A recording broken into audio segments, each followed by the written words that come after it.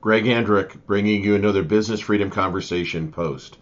So here's an opportunity for me to give you an indication of what the real inflation rate is. So last year when we were having the much higher inflation, I think in June of 2022, I had a post called The Real Inflation Rate, and I simply took the government's own components from the agency that they get it, and when I calculated it, the real inflation rate was 18.9%. So here we have another indication of that. The post office is announced an increase in its postal rates effective January 21, that if you do the calculation that in the 1 year's time from January 2022 to January 2023, that increase of 68 cents, the postage was 60 cents a year ago, it's a 13.3% real inflation rate on postage.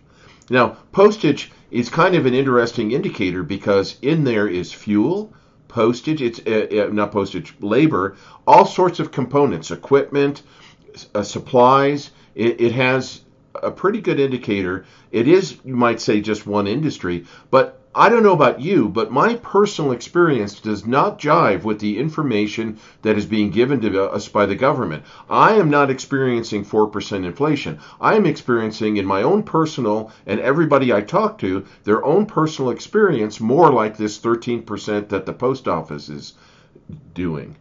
And that's why I want to show this to you.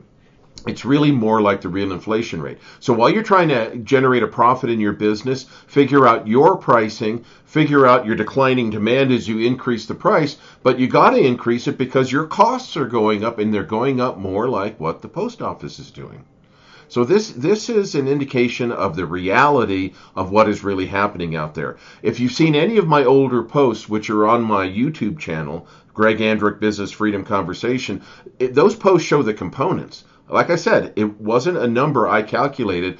I took their information from the agencies they get it from. And in those posts, it talks about the flaws in the data collection. Remember, the methodology that our government is using to calculate this, and that the Fed is basing their information on, or their rate increases on this information, is extremely flawed. It's a manual process that goes back to the late 40s, early 50s that they've really not changed any. And some of the indicators, like real estate and rent, for certain regions, it takes over a year to get into the calculation. So you can see why that the government's numbers trail reality by probably close to a year.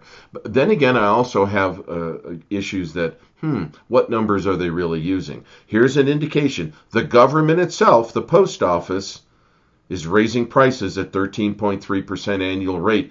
That's probably really our inflation rate. Now, maybe it's a good thing the Fed doesn't know that, or we'd be at 20% interest rates. I also want to point out that interest rates do not work to curb inflation until those rates are above the inflation rate. That's why back in 1981, the prime rate was 22%, because our inflation was something like 17 or 18, 19% back then. And that was a 9-year period. So take this information and digest it, and take a look at your business and see how you can survive under the real reality of something more than the 3.7% they're trying to sell us. This is Greg Andrick, Business Freedom Conversation Post. I'll catch you on the next one.